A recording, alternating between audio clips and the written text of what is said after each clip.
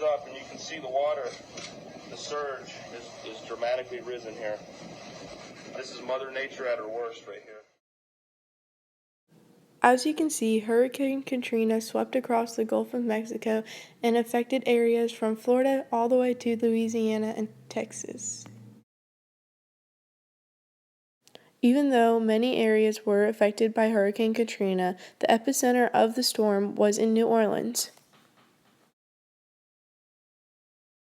Winds of up to 140 miles per hour blew through New Orleans, destroying everything in its path. Because of 15-foot water surges, a lot of property was damaged in New Orleans and the surrounding areas. Because the levees were not suited for the conditions of Hurricane Katrina, they broke. When the levees broke, it resulted in 80% of New Orleans underwater. Hurricane Katrina was highly anticipated.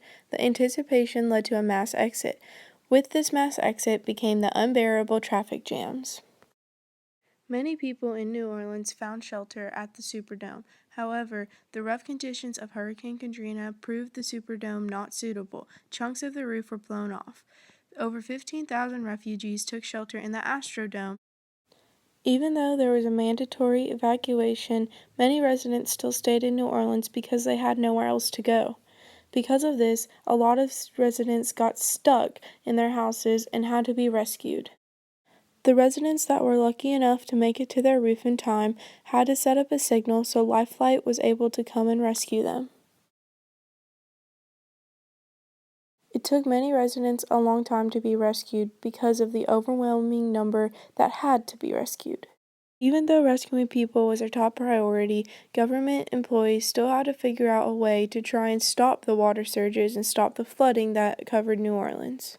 When the storm was over, the mass destruction was clearly seen. A lot of residents were heartbroken and had to do things they did not want to do, such as make temporary graves for those who had suffered in the storm.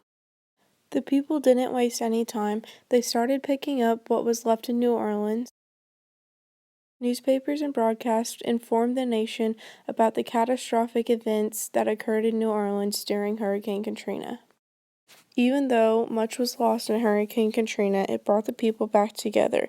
They leaned on each other in a hard time and helped each other rebuild their lives.